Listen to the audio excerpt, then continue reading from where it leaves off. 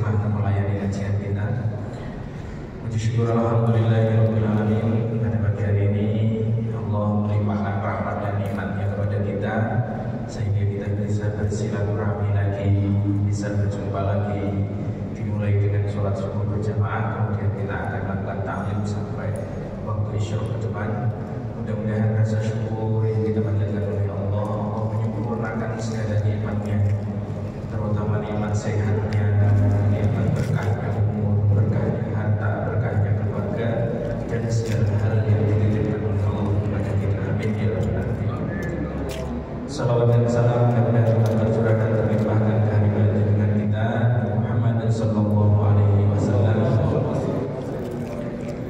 yang kita kaji ajaran-ajaran beliau dengan wasilah dengan menggunakan kitab Ihya ini dari Al-Ghazali. Mudah-mudahan dengan pengkajian ini kita semakin mengenal perilaku-perilaku orang soleh yang terdahulu yang dinisbahkan kepada Rasulullah, dan kelak kita bisa walhikman solihin, bisa berjumpa dengan beliau di yaumil qiyamah dan tentunya di surganya Allah Subhanahu wa taala. Amin ya rabbal alamin. Bismillahirrahmanirrahim. Al-bab tasi'a asyara. Bab yang ke-19, hampir separuh ya. Memang ngaji kita ini kan hanya 40 bab. Dari Ihya itu hanya 40 bab. Nah, ini sudah ke-19. Fil amri bil ma'rufi, fil amri tentang perintah bil ma'rufi kepada hal-hal yang baik, wan nahyi dan larangan anil munkari dari sesuatu yang mungkar. I'lam, ketahuilah annahuma bahwa amar ma'ruf nahi munkar, amar ma'ruf dan nahi munkar. Ini yang kita pahami ya. Amar ma'ruf tidak bisa amar ma'ruf saja, nahi munkar tidak bisa nahi munkar saja. Makanya bunyinya annahuma, bahwa keduanya, amar ma'ruf memiliki wilayah, nahi munkar memiliki wilayah. Min usulid dini, itu termasuk dari pokok-pokok agama. Jadi karena menjadi pokok agama, amar ma'ruf nahi munkar itu adalah kewajiban semua setiap individu. Fabihima yahsul ghurdu min ba'dil anbiya, min bi'tsatil anbiya. Fabihima, maka dengan adanya amar ma'ruf dan nahi munkar, yahsul menjadi berhasil al-ghurdu, tujuan min bi'tsatil anbiya, dari diutusnya para nabi. Wa yadullu alaihi qauluhu ta'ala, dan menjadi dalil dalam hal ini adalah firman Allah Ta'ala, wal takum minkum ummatun yad'una ilal khairi wa ya'muruna bil ma'rufi wa yanhauna 'anil munkar. Surat Ali Imran ayat 104. Wa fil khabari, dan di dalam khabar, marwahu Abu Bakr, yaitu hadis rawi yang meriwayatkannya Abu Bakr As-Siddiq, Abu Bakar As-Siddiq radhiyallahu anhu, annahu, bahwa Abu Bakar qala fi khutbati khutbah, annahu, bahwa Abu Bakar itu qala, berkata Abu Bakar fi khutbatin, dalam satu khutbah khutbah yang dia sedang berkhutbah dengannya, ya ayuhan nas innakum taqra'una hadhil ayat. Ya ayuhan nas, wahai para manusia, innakum, sesungguhnya kalian taqra'una, kalian membaca hadhil ayat ini, wa taqulunaha, dan kalian mentakwilkannya ala khilafi ta'wiliha, terhadap berbeda penakwilan makna tersebut. Ini pelan-pelannya. Ya ayyuhalladzina amanu 'alaikum anfusakum la yadurrukum man dhalla idza hadaitum. Surat Al-Maidah ayat 105. Jadi zaman Abu Bakar saja beliau itu sudah mengkritisi umat. Wahai umatku, wahai kaumku, wahai rakyatku, engkau itu sering membaca ayat ini ya. Tapi ini yang sering membaca, kalau tidak sering membaca ya agak repot ya. Jadi wahai umatku, wahai sahabatku, wahai kaumku, engkau sering membaca ayat ini. Akan tetapi engkau memberi makna kepada ayat ini dengan makna yang tidak semestinya. Ini khitabnya orang Arab, khitabnya adalah para sahabat di zaman Khalifah Abu Bakar. Nah, apalagi kita satu baca Quran sudah jadi, yang hafal sedikit. Tidak Ustaz, para hufaz itu sekarang banyak pondok-pondok tahfidz yang sekarang banyak hafal Al-Quran. Yang hafal banyak, tapi yang tidak hafal banyak. Karena populasi kelahiran itu dengan jumlah bertambahnya hufaz, tambahnya orang alim hari ini, itu tetap tidak sebanding. Umatnya semakin banyak, sebab ada 10 kelahiran, belum tentu ada satu penghafal Al-Quran. Jadi kan, ya begitu. Di antara 10 penghafal Al-Quran itu mungkin belum tentu satu di antara mereka yang alim dengan Al-Qurannya. Ya ini kan hanya semuanya kan takdirnya Allah, takdirnya selesai kalau begitu. Jadi kalau kita bicara seperti itu kan pelan-pelan saja. Artinya kita membaca tentang qudratullah, kehendaknya Allah itu seperti apa. Ya ayyuhalladzina, wahai orang-orang aman yang beriman, alaikum jagalah diri kalian, anfusakum, ya diri kalian itu. La yadurukum, sekali-kali tidak akan bisa membahayakan umat orang-orang dola yang tersesat idza hadaitum, ketika engkau telah memiliki petunjuk. Wa inni sami'tu, dan sungguh aku Abu Bakar ini dalam khutbah panjangnya, sami'tu, aku mendengar Rasulullah sallallahu alaihi wasallam yang bersabda, ma min qaumin tidaklah satu kaum amilu, mereka melakukan bil ma'asi, dengan kemaksiatan, wa fihim, dan di antara mereka itu man, ada orang yang mampu ala ayyin tiroh, untuk mengingkari alaihi kepada mereka, falam yaf'al, kemudian dia tidak melakukan, illa yushiku, kecuali akan digiring ayya'ummahullahu bi'adabin min 'indi, illa kecuali yushiku, dikhawatirkan ayya'ummahu, apabila diumumkan, disebarkan, ditimpakan oleh Allah bi'adzabin, dengan siksaan min 'indihi, dari siksaannya Allah, dari sisinya Allah. Nah, kita bahas ya. Bismillahirrahmanirrahim. Amar ma'ruf dan nahi munkar. Amar ma'ruf, kita membahas tentang amar ma'ruf dan nahi munkar. Dua-duanya nomor 1 dan nomor 2 ini kalau kita lihat dalam dalam hadis, kadang-kadang kita akan ketemu nahi munkar lebih penting daripada amar ma'ruf. Kenapa? Darbul mafasid muqaddamun ala jalbil masalih, itu kaidah usulnya. Menolak bahaya itu lebih penting daripada memerintahkan kepada kebaikan. Jadi kalau kita lihat tokoh-tokoh hari ini kan, ya meskipun datang tokoh dari luar negeri yang bukan seakidah dengan kita, nah biar ini momennya baik, kumpul saja. Jadi beliau ngumpul biar kelihatan damainya. Itu berarti beliau menggunakan nahi munkarnya dulu. Nahi munkarnya dengan apa? Bil ahwal, dengan kondisinya. Ya meskipun itu nanti akan memicu kontroversi. Nah, ada yang memilih amar ma'rufnya lebih didahulukan. Didahulukan dengan apa amar ma'ruf? Yang penting syahadat dulu. Kan ada hadisnya Rasulullah itu kan, man qala la ilaha illallah dakhalal jannah. Barang siapa punya syahadat dalam jiwanya, dalam hatinya, dia pasti masuk surga. Wa in zana wa in sarqa, hadisnya sahih. Meskipun dia pernah melakukan perzinahan, meskipun dia pernah melakukan perampasan, otomatis mohon maaf, koruptor itu kalau masih ada syahadatnya kira-kira masih bisa masuk surga. Kira-kira lihat hadis. Begitu sayangnya Allah dan Rasulullah, senakal-nakalnya makhluk di masa lalunya masih bisa berpotensi masuk surga. Karena man kana mithqala dzarratin minal iman dakhalal jannah. Hadis berikutnya kan, barang siapa ditemukan imannya itu hanya sebiji kecil, maka dia akan masuk surga. Ya, pelan-pelan kita kaji.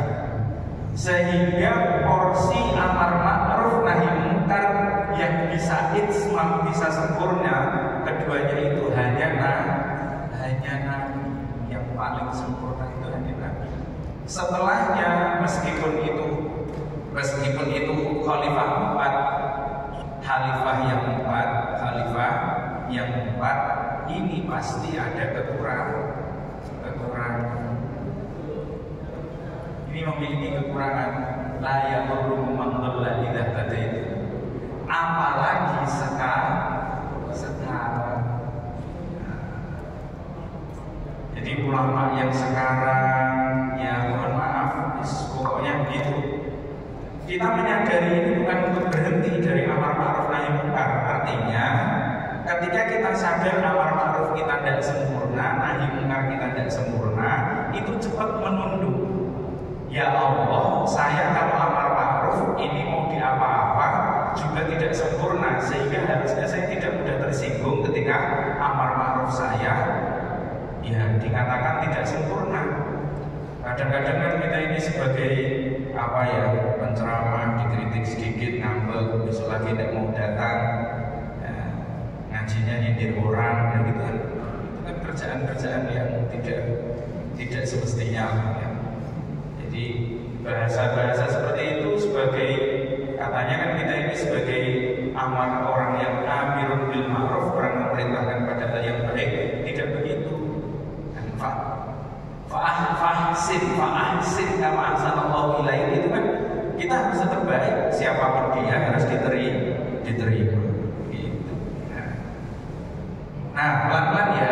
Sekarang kita lihat amar ma'ruf itu contohnya adalah orang-orang yang memegang teguh syahadat. Biar dia errornya seperti apa, yang penting syahadat tidak copot dari dalam hatinya. Nah, itu masih berpotensi untuk masuk surga. Sekarang kalau nahi munkar itu yang paling penting adalah menjaga agar tidak terjadi kerusakan berlebih, terutama adalah kerusakan kepada yang sifatnya umum atau orang lain. Kita ini susah di sini untuk benar-benar menyeimbangkan. Bahkan dalam makalah yang lain itu dikatakan orang yang bisa menyeimbangkan amar ma'ruf dan nahi munkar itu bisa dicek dengan cara dia memanage perutnya. Perut ini jika dia kondisinya kan hanya dua, terlalu lapar atau terlalu kenyang. Ini kondisi perut. Kalau lagi seneng, lagi melakukan kegiatan apapun, lupa makan. Akhirnya kena gerda, macam-macam lah, tidak tahu itu bagaimana. Atau terlalu kenyang sehingga dia takut dengan dunia, itu kan penyakit juga. Terlalu lapar juga penyakit, terlalu kenyang juga penyakit. Kata Rasulullah bagaimana? Kurangi makan saja, tidak dalam kondisi setengah ini susah. Dalam kondisi normal, sedang itu susah. Jika kita manage perut saja belum bisa, ya secara otomatis kalau dalam kajian akhlak, dalam kajian ihya, ya ini pasti susah. Ya, ini begitu. Ya, pelan-pelan. Bismillahirrahmanirrahim, kita lanjutkan. Ma min qaumin amilu bil ma'asi wa fihim man yaqdiru ala ayyati alaihim falam yaf'al illa yushiku ayyamahumullahu bi'adzabin min 'indihi. Yang nomor dua, beban bagi orang yang berkuasa. Beban bagi orang yang berkuasa.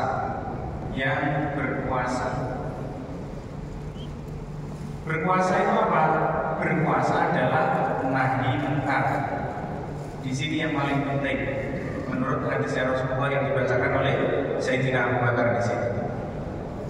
Yang pertama, beban nahi munkar itu diberikan kepada siapa? Yang pertama adalah orang yang berilmu. Ini yang paling pertama. Yang nomor dua adalah orang yang memiliki jabatan yang tinggi. Yang nomor tiga itu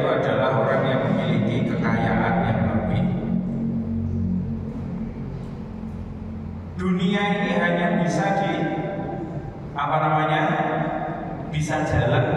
bisa jalan, artinya benar-benar efeknya itu dalam nahi mungkar bagus hanya pada tiga ini: orang yang berilmu, orang yang memiliki jabatan, orang yang memiliki kekayaan. Nah, syukur-syukur punya tiganya. Sudah berilmu, dia memiliki jabatan dan dia memiliki kekayaan.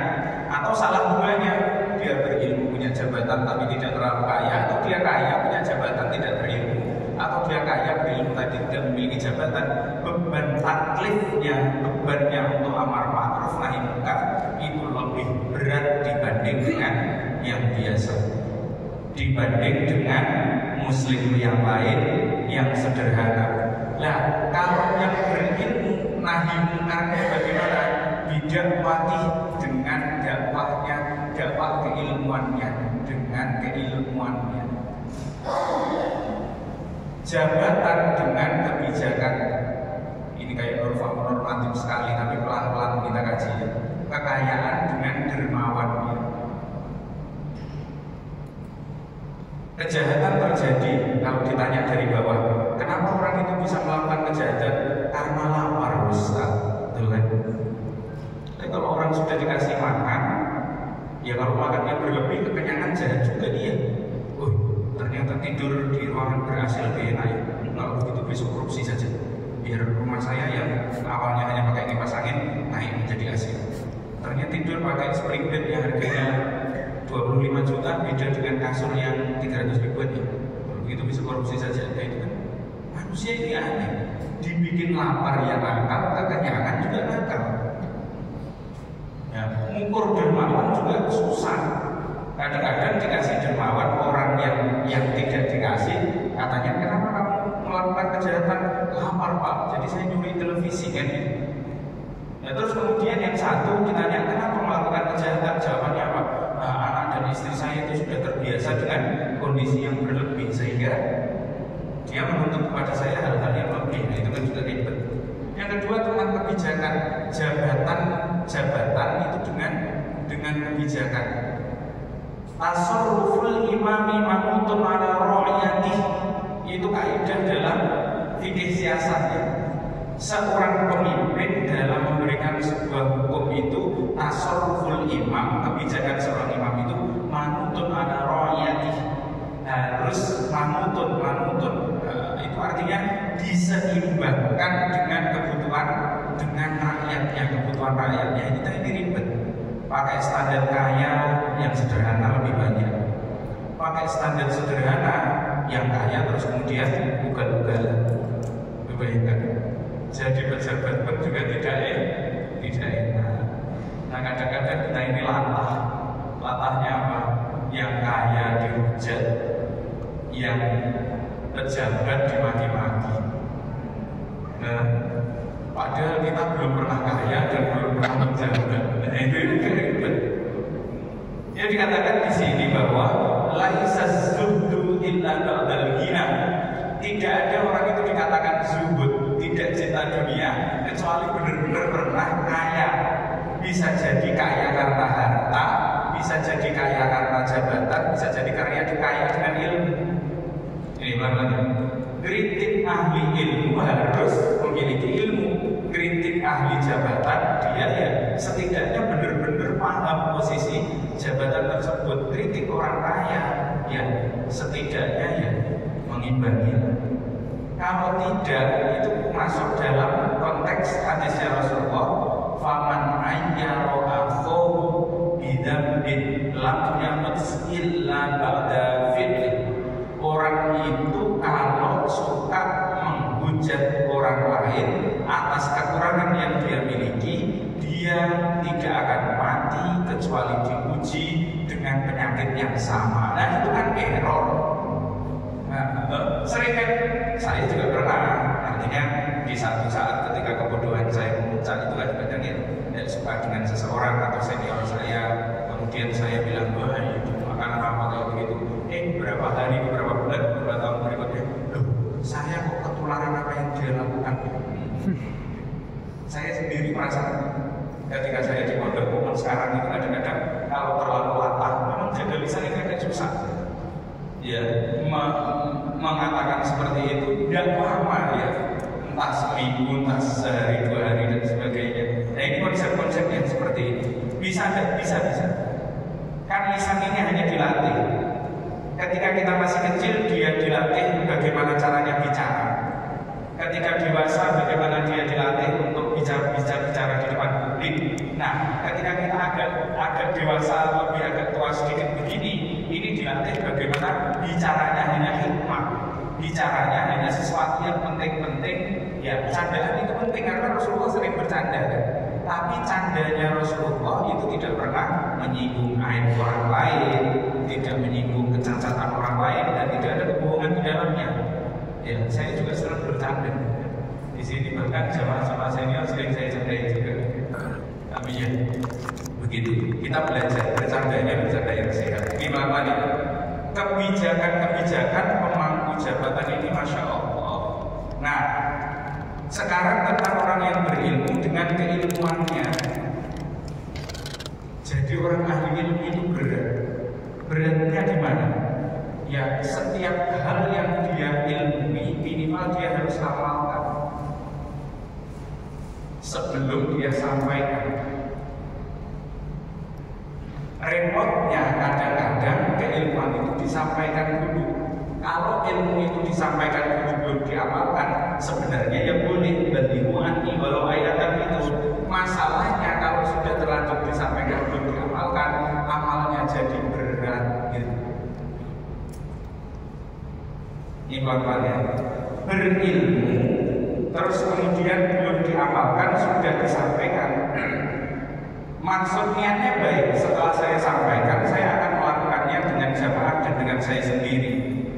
Ternyata setelah disampaikan itu ilmu jadi berat sebelum dilakukan. Konsep amar ma'ruf nahi munkar. Makanya kalau dalam konsep amar ma'ruf nahi munkar, kenapa Al-Quran itu diturunkan secara mutawatir, sedikit demi sedikit, masuk dulu sedikit, diamalkan, setelah diamalkan oleh Rasulullah kemudian disampaikan. Ini ya. Ini ada adik santri juga agak repot. Kita lihat Quran. Quran itu sebagai sumber untuk amar ma'ruf nahi munkar. Jumlahnya 6.000 sekian ayat. Nah, ada yang pakai 6.600 sekian, ada yang pakai 6.200 sekian. 6.000 sekian ayat. Atau kita pakai hitung jauhnya 7.000. Kalau pakai hitungan 7.000, Al-Quran ini turun kepada Rasulullah selama 22 tahun 2 bulan. Ada yang pakai 22 hari. 22 tahun, anggap kita pakai yang 20 tahun. 20 tahun itu 360 kali 2, 365. Ya, saya ini bukan ahli matematika, jadi yang ngitungnya begini. 730 kali 10 tambah 01 berarti 7.300 hari. Kira-kira cukup nggak untuk kita mengamalkan Al-Quran itu dalam waktu 7.300 hari berarti satu ayat dihafal. Jadi walaqad yassarna fil Qur'ani fahal min muddakir itu sebenarnya tidak ada orang itu yang bisa menghafal Al-Quran itu.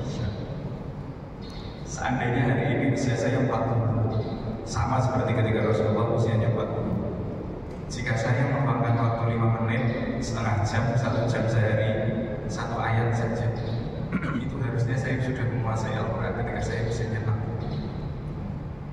Jika saya usianya 20 tahun, harusnya di 40 tahun saya sudah benar-benar mahir dalam Al-Quran. Jika saya usianya masih 10 tahun, harusnya di usia 30 tahun atau di usia 30 tahun sudah mahir dalam Al-Quran tanpa mondok. Ya, tanpa mondok, karena Rasulullah tidak pernah mondok.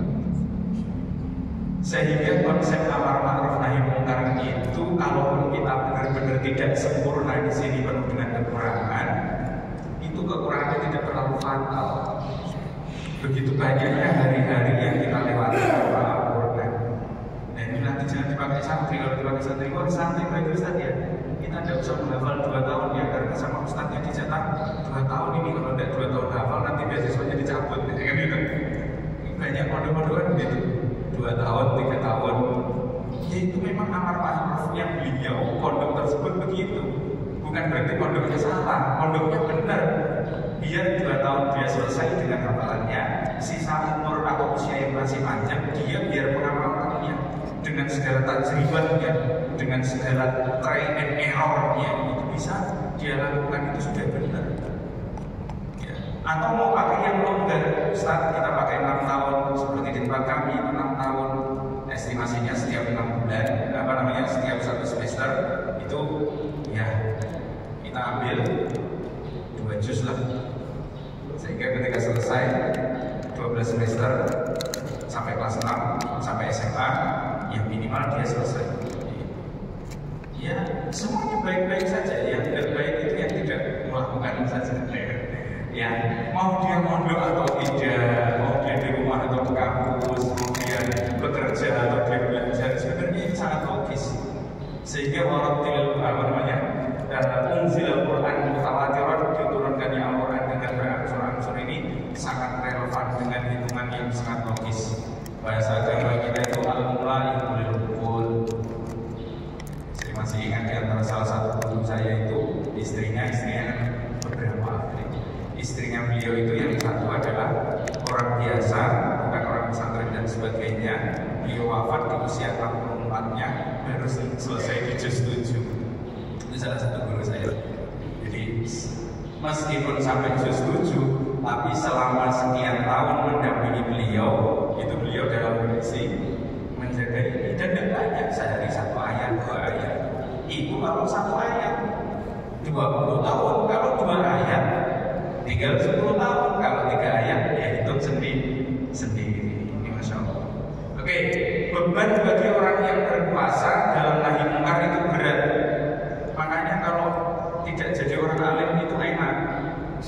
Bahkan cita-cita saya dulu, saya pernah ceritakan, saya pengen jadi orang kaya yang disasar. Enak jadi orang kaya. Saya masih ingat ketika kakek dan orang tua kami itu bilang, kamu harus alim ya. Kalau kamu tidak alim nanti memutus sejarah. Kakek alim, buyut alim, sangat alim, terus kamu error lagi. Tapi saya lihat bapak saya sederhana, miskin lah, bahasa kasar.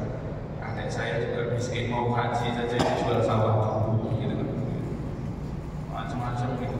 Kalau miskin terus kayaknya tadi, udahlah saya perantau saja, cari uang dan dapat. Kesana kemari ke Jakarta tidak ketemu uang, di sana malah suruh ngaji. Ke Makassar tidak dapat uang, ini malah suruh ngaji. Ya sudah, teman-teman kita berikan ngaji yang ngaji. Giliran ngaji terus bisa jualan. Dan Allah itu memang memiliki ini sendiri. Tapi kalau ditanya, Ustaz apakah kita benar-benar ikhlas ngaji? Ya sampai hari ini kalau ditanya ya tidak tahu. Ya pokoknya lillahi ta'ala saja. Tapi kalau ditanya benar sudah seikhlas itu ya Allah Allah. Faman kana hijratuhu ila Allahi wa rasulih wa hijratuhu ila Allahi wa rasulih, itu kan kaidah pertamanya. Barang siapa melakukan kebaikan itu untuk Allah dan Rasulullah, maka itu orang topnya bisa hanya Abu Bakar. Selebihnya itu pakai dalil berikutnya, faman kana hijratuhu ila malin yusibuha, hijrahnya itu karena cari uang. Atau imra'atin yunkihuha, atau ada perempuan yang dia taksir ingin dia dapatkan. Tapi Rasulullah tidak melaknati itu. Hijratuhu ma yajaru ilaih, maka hijrahnya dia sampai di situ saja. Artinya kalau sudah dapat uang, pahalanya dia ya kurang. Kalau sudah dapat istri, pahalanya kurang. Tapi setelah dapat istri, setelah dapat uang, kemudian mikir, saya mau cari apa lagi? Yang saya mau sudah saya dapatkan. Oh berarti ini bukan ending dari segalanya. Endingnya adalah ketemu dengan Allah. Ya Allah. Nah gitu. Jadi kalau Ustaz Ali itu ikhlasnya agak terlalu panjang, berbelit-belit. Ikhlas. Kalau ditanya ngaji dikit baru sudah ikhlas apa belum, ya tidak tahu. Pokoknya yang penting niatnya ya lillahi ta'ala. Tak muter-muter dulu, mau ngopi dulu, kemana lagi, macam-macam. Dan terus kemudian nanti setelah waktu, saya sudah ikhlas ya. Lihat prosesnya, proses panjang. Maka di sini tadi beban menjadi orang ahli ilmu seperti itu. Mungkin bapak-bapak saya tidak memiliki jabatan, saya tidak memiliki kekayaan yang lebih, tapi bapak-bapak, ibu-ibu yang memiliki jabatan dan kekayaan lebih dari Allah, itu pasti juga memiliki Allah, memiliki jiwa yang benar-benar berasa. Saya ini menjabat di sini, saya ini memiliki kekayaan yang lebih. Ini mungkin rasanya mirip dengan perasaan yang saya miliki. Apalagi kalau double berilmu jabatan. Nah, karena apa? Karena musibah Allah itu akan ditimpakan jika tiga orang ini tidak nahi munkar. Secara otomatis kita bertiga ini adalah tameng dari musibahnya Allah untuk umat manusia.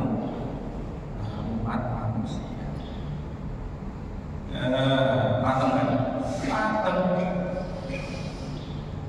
Makanya Rasulullah itu menyampaikan kan, inna asyaddu bala'an orang yang paling banyak usianya itu al-anbiya tsumma ulama. Orang yang paling banyak diuji itu ya orang ini. Nomor satu para nabi, ya para ulama dan orang-orang ini. Karena mereka itu ya pedih, bisa dermawan dan kerja keras, bisa ikhlas itu kerja keras, terus kemudian bisa membagi. Kadang-kadang kita ketemu dengan wali santri datang, Ustaz, saya itu mondokkan anak atau nyekolahkan anak di tempat kita, pengen saya anak kita jadi seperti kita. Bu, tidak usah, udah yang penting ngaji, hidupnya tenang, nanti kalau dagang berhasil, kalau menjabat berhasil itu saja.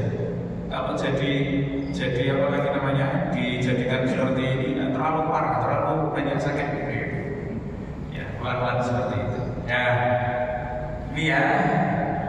Jadi bapak-bapak dan ibu-ibu yang berilmu, memiliki jabatan dan kekayaan, kita tahu tanggung jawab kita yang paling kuat menahan tamengnya musibah Allah diturunkan untuk umat dengan cara membagi keilmuan kita, tapi tentunya diamalkan dulu. Dibagi langsung boleh, tapi kalau belum amal berat tadi dengan kebijakan-kebijakan yang baik meskipun menghasilkan protes yang panjang dan dengan kedermawanan kita yang kadang-kadang disalahartikan. Nah, musibah ini semuanya karena diturunkan kepada Allah kok kita bisa memikul, bisa menjadi tameng, pahalanya benar-benar sempurna, amar ma'ruf nahi munkar. Waktunya sudah habis kan? Belum. Sedikit lagi biar khatam. Biar cepat khatam nanti bisa potong sapi. Ya potong sapi Pak jaga saja. Bismillahirrahmanirrahim. Waruya Abi Sa'labah al-Khushani, dan diriwayatkan dari Abi Sa'labah al-Khushani annahu bahwa Abu Sa'labah itu salah bertanya Rasulullah kepada Rasulullah SAW an tafsiri qoulihi ta'ala, dari tafsirnya ucapan ini. Nah, ini tafsir bil istidlal, tafsirnya dengan dalil. Apa yang ditanyakan itu ya tentang surat Al-Maidah ayat 105, la yadurrukum man dhalla idza hadaytum, la yadurrukum man dhalla idza hadaytum. Faqala Abu jawab Nabi, ya Abu Sa'labah, wahai Abu Sa'labah, mur bil ma'rufi wanha 'anil munkar. Yang penting kau sudah melakukan amar ma'ruf nahi munkar sesuai kapasitasnya. Fa idza ra'aita suqan muta'an, ini balak yang pertama. Wa idza ra'aita, dan ketika kau melihat suqan bakhil, pelit, memikirkan diri sendiri, mutoan yang sudah menyebar, individualisme hari ini sudah menyebar, ya kebanyakan yang lain terserah, mau guling-guling mau apa terserah, kepedulian itu sudah tidak ada. Yang pertama, wahawan mutabaan, hawa nafsu yang dituruti. Hawa nafsu itu kalau dulu tinggi-tingginya, paling bawahnya, paling bawahnya hawa nafsu adalah keinginan untuk bermaksiat yang dituruti. Tapi hawa nafsu yang paling atas itu adalah al-iktsar bil halal, memperbanyak yang halal. Makan satu piring cukup, makannya 5 piring. Halal Ustaz, makanannya halal, saya dapatkan dengan halal. Tapi cara memakannya itu yang tidak halal, israf, berlebihan. Lauknya, Ustaz ya jangan ekstrim begitu. enggak, ini kan saya baca kitab gitu ya. Kalau saya ya kan mungkin tidak kuat kalau begitu. Ini konteksnya bukan Ustaz Ali ceramah, konteksnya itu baca kitab baca. Jadi bahasanya ya kita memang harus mengurangi yang halal itu mulai dikurangi. Buat berkil bahat tolaban litaroki derajat al-abdiyah. Orang yang siap mengurangi yang halal-halal, yang enak-enak itu derajatnya naik. Makanya boleh pilih puasa, anaknya jadi alim, jadi pintar, anaknya jadi orang kaya, bisa. Nah terus malam itu kan tidur seluruhnya kan baik-baik saja. Yang penting kan sholat isya ya, wajib aja sholat isya, tahajud. Anak cucunya jadi orang soleh, duitnya banyak, pangkatnya tinggi. Nah caranya kan begitu, mengurangi halal, tidurnya agak dikurangi, makannya agak dikurangi. Nah kalau dulu meninggalkan maksiatnya, lalu sekarang mengurangi yang halal. Guys, buat dunia mu'athtaran, dunia yang memberikan kesan ke dalam hati. Nah sudah. Apalagi kalau kita ingat apa, mobil baru, HP baru, rumah baru, istri baru.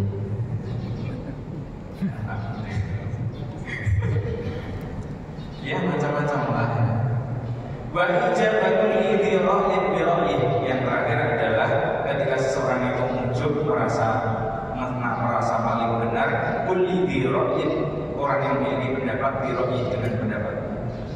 Dengan ngaji ini kan kita jadi belajar kan bahwa ya pendapat salah, kayak makalahnya Imam Syafi'i, indi suhabun walakin yahtamilu khata' wa indakum khata'un indi walakin la yahtamilu shawab. Ya kadang-kadang saya pikir-pikir fatwa ini benar menurutku, tapi ya kadang-kadang ada salahnya. Dan begitu juga dengan fatwanya ulama-ulama yang lain, imam-imam yang lain, menurut saya tidak cocok, tapi sebenarnya di antaranya itu ada yang benar juga. Ini kalau begini terus enteng gitu. Habis berdebat, berdiskusi dengan lawan diskusi kita. Itu terus kemudian ketika kita gap, bertabrakan dan sebagainya, terus kemudian setelah merenung sejenak iya. Sekelas Syafi'i seperti itu, sekelas Rasulullah dengan Abad Sahabat menyampaikan seperti itu. Oh iya sudah.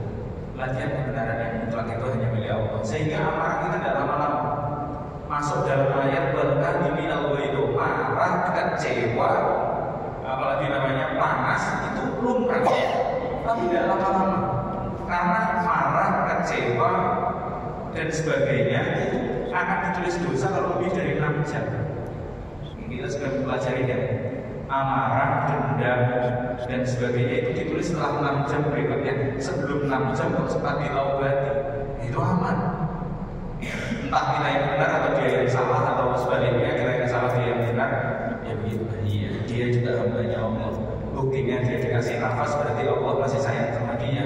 Lah kenapa Allah saja sayang sama dia, kok saya tidak menyayangi orang yang disayang oleh Allah? Buktinya masih dikasih nafas. Ya besok ketemu lagi, kita bisa sayang lagi, bisa diskusi lagi. Itu masya Allah. Pelan-pelan.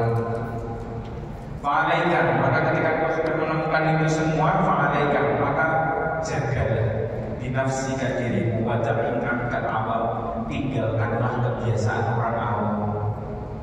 Kan repot, standar rumah enak sekarang kan begitu.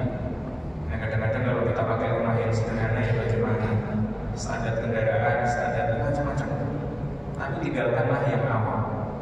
Yang awam itu bagaimana? Umumnya bagaimana?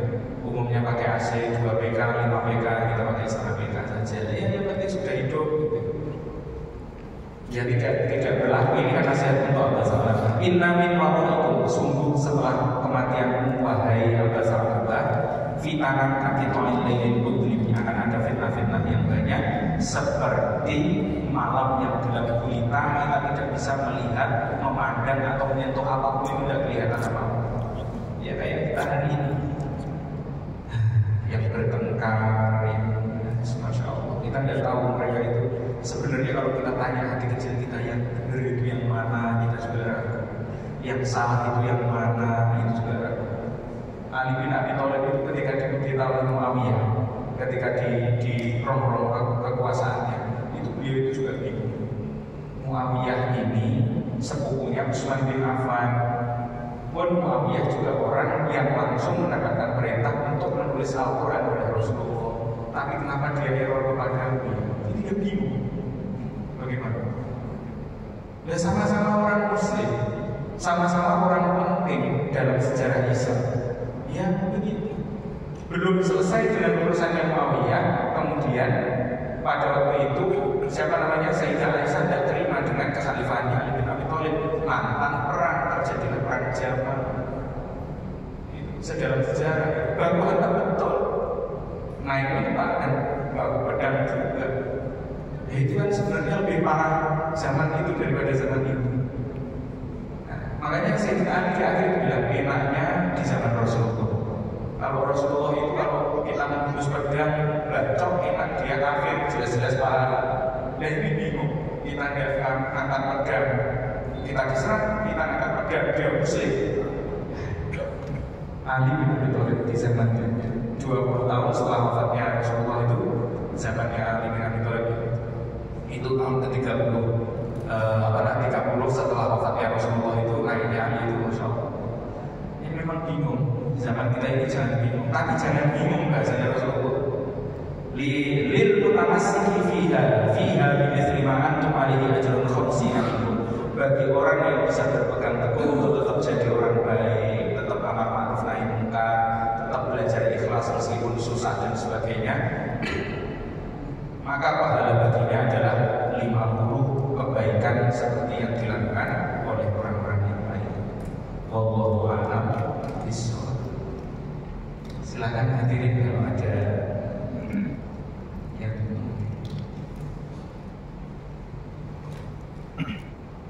Assalamualaikum warahmatullahi wabarakatuh. Tadi ada disebut tasarruf imam menonton bil masalah. Saya di sini kelihatannya dengan kaidah itu tadi adalah presiden dan DPR dalam rangka pembuatan undang-undang. Nah ini tasarruf imam menonton bil masalah, apakah untuk kemaslahatan rakyat atau kemaslahatan oligarki? Ini yang ada selisih di sini. Mohon penjelasan tentang itu. Yang kedua, pada umumnya hisib-hisib yang dilakukan untuk apakah itu untuk kekebalan ataukah untuk mendekatkan diri kepada Tuhan dalam rangka tarekat itu mengelola yang namanya lapar-lapar itu. Mohon juga penjelasan dengan ini. Terima kasih. Assalamualaikum warahmatullahi wabarakatuh. Waalaikumsalam. Bismillahirrahmanirrahim. Kita siap saja biar nggak lupa. Yang pertama adalah tasarruful imam manutun ala rakyati. Di zaman akhir itu, ketika terjadi konfliknya, kalau kita mempelajari tentang, ya kembali lagi jawaban seorang saya itu sangat terbatas. Ya saya hanya berdasar keilmuan yang saya dapatkan saja dengan berbagai riwayat yang saya baca. Dalam mengelola ketika kita menjadi rakyat, melihat seorang pemimpin yang adalah Muawiyah dengan Ali bin Abi Thalib itu saja, itu jelas-jelas orang solehnya itu hendaknya falyanzur fi ayyi makanin kana fihi ulama. Lihatlah ulama yang baik itu di mana. Pada waktu itu kan Mu'adz bin Jabal, siapa namanya?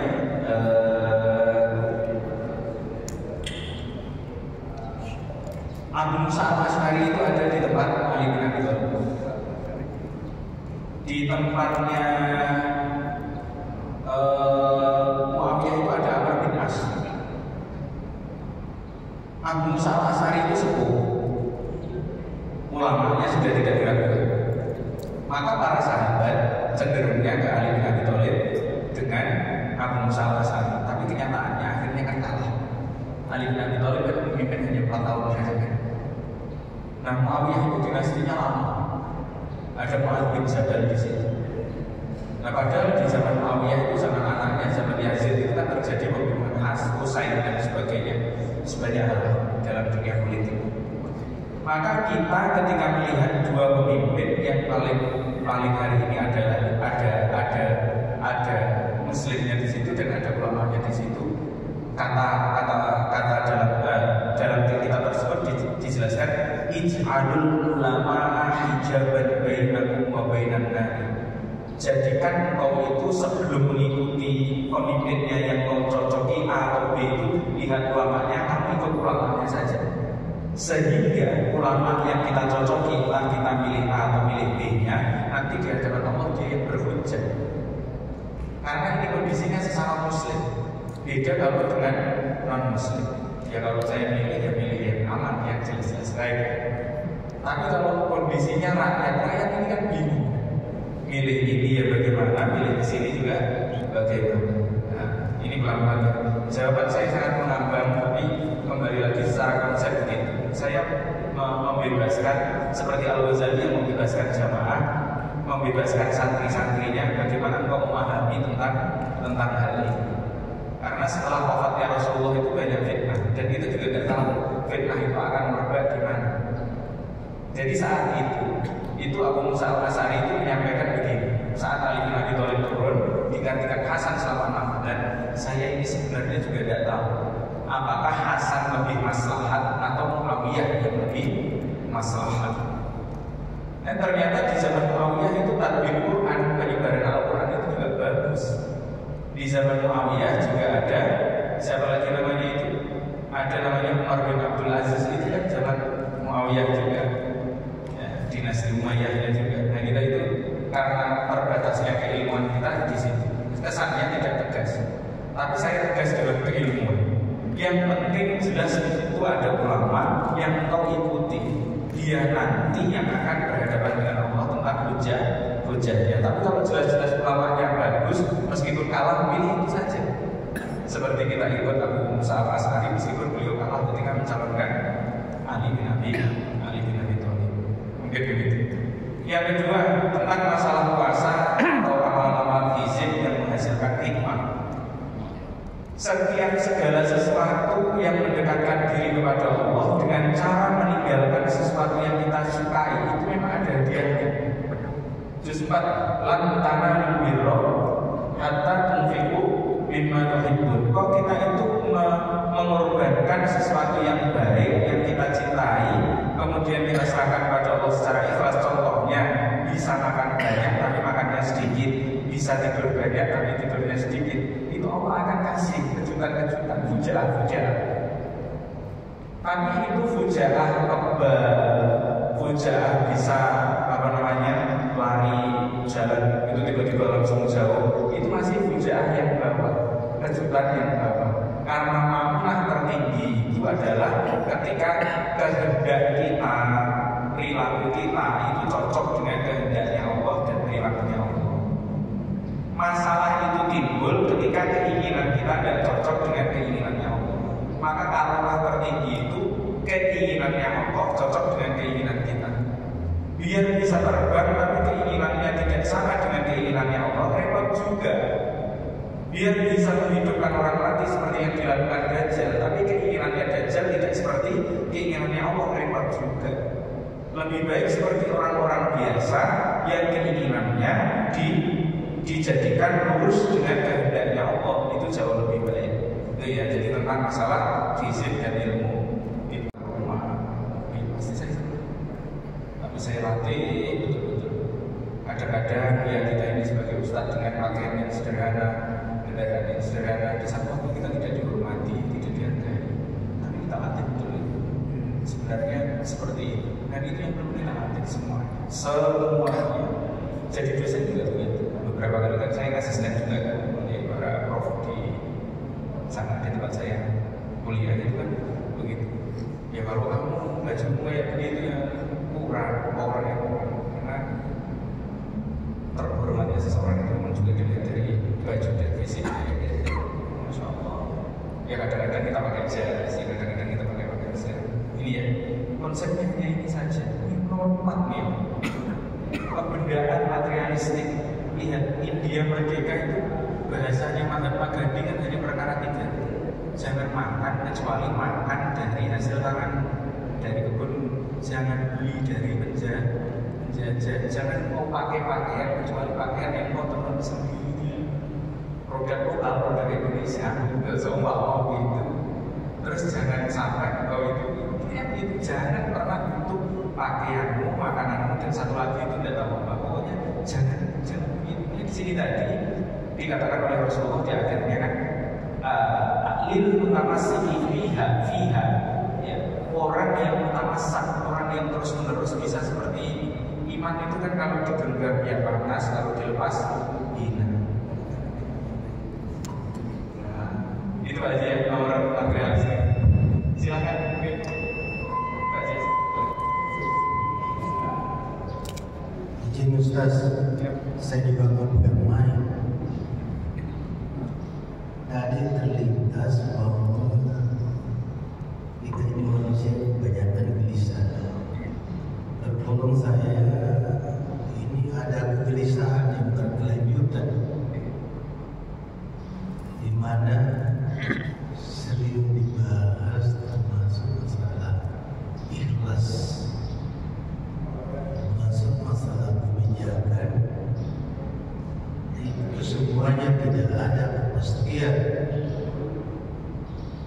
seperti apa itu ikhlas, karena saling mengatakan bahwa itu ikhlas sangat sulit, sehingga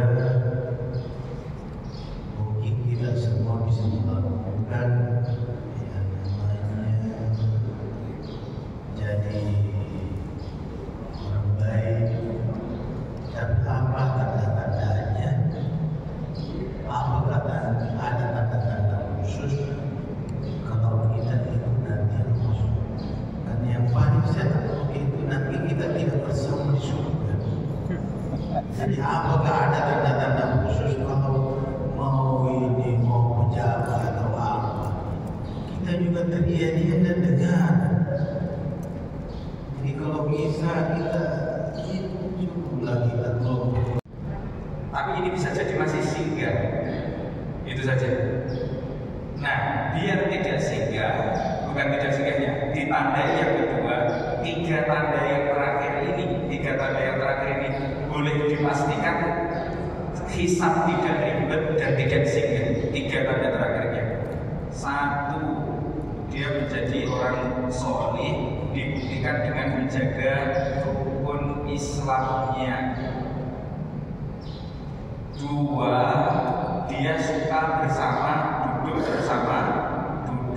bersama orang solih, berduduk dengan orang-orang baik. Kecenderungan hatinya, meskipun kadang dia ditempatkan di satu tempat, seumpama kita satu waktu bertemu dengan relasi, mungkin Pak Haji dengan relasi bisnisnya yang ahli entertain dan sebagainya, tapi hati itu mu'allaq fil masajid. Hati ini hanya tergantung dengan masjidnya. Hati ini tergantung dengan ya mungkin teman-teman yang biasa duduk di masjid begini sama-sama, itu lebih tergantung, hatinya lebih tergantung. Itu kan fi dhinnihim yawma la yadhillu, 7 orang yang dapat aman dari Allah, dikasih lancar di surganya itu adalah qalbuhum mu'allaqun fil masajid. Hatinya itu senang duduk di masjid bersama orang-orang soleh. Yang ketiga, dia berada duduk bersama orang soleh kan bersahabat. Yang ketiga adalah lebih banyak beliau itu lebih banyak di tempat positif.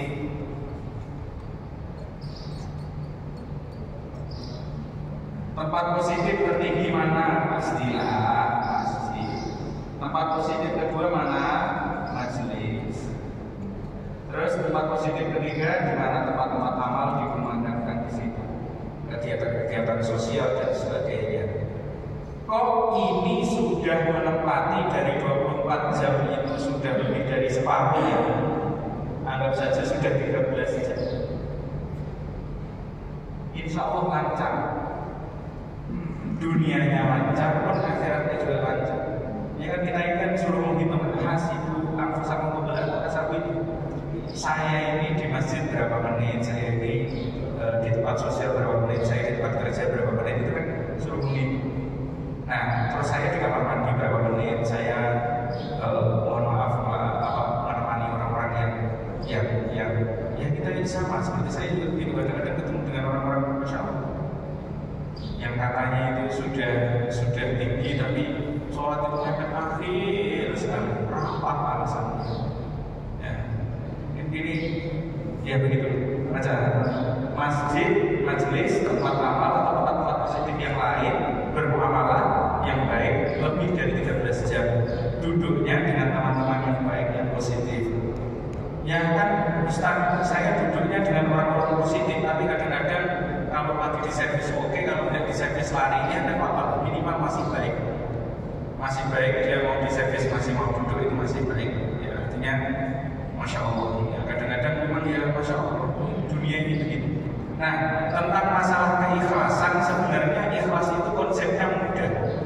Yang sulit itu kitanya, bukan Allahnya, bukan Rasulullahnya, bukan konsepnya. Konsep ikhlas itu kan seperti membuang kotoran itu saja. Kapan sudah terlepas, ya terlepas itu bukan hanya memberi ya, dalam hal ikhlas, mengajar. Jadi kalau sudah ngajar terus kemudian di dalam hati ada, loh saya kan ustadznya, kenapa saya tidak dihormati? Nah itu berarti belum ikhlas. Habis ngajar, ya saya tadi jadi ustadz, setelah ini ya saya manusia biasa. Kayak Rasulullah, innama ana basyarun mithlukum. Saya hanyalah manusia seperti kalian, padahal seorang nabi. Jadi bagaimana Rasulullah itu kuat secara logika, dilempari, dimaki, dicaci maki, dilukai dan sebagainya, tetap sayang kepada. Masih ingat itu Hindun sama Wahsy itu yang memutilasi Sayyidina Hamzah, diterima Islamnya sama Rasulullah, itu kan ribet gitu. Ya. Jadi Rasulullah itu kayak begitu. Jadi innama ana basyarun mithlukum, saya juga manusia seperti kalian, hanya kitanya yang berat. Ya kayak Ustaz Ali masih berat, tapi ya kita berlatih semuanya. Mungkin itu yang kita bisa kaji. Baik, cukup sudah selesai kajian kita di pagi hari ini. Mudah-mudahan semuanya dalam rahmat Allah diberikan mulazamah istiqomah sampai akhir hayatnya, dijaga anak cucunya beserta orang-orang dekatnya yang yaumil qiyamah, dan kita mugi lagi nanti di surga muttaqina 'alaiha mutaqabilin. Al-Fatihah.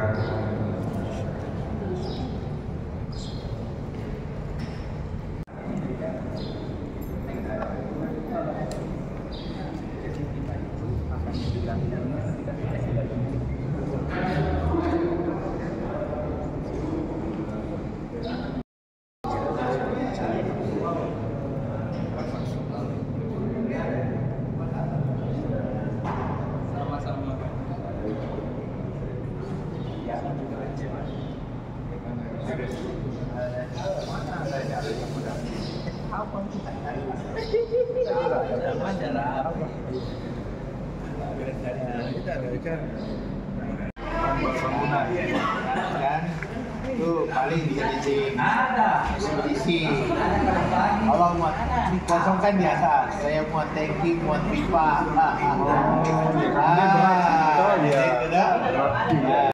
Kosong di atas. Kan 22 ton itu kan.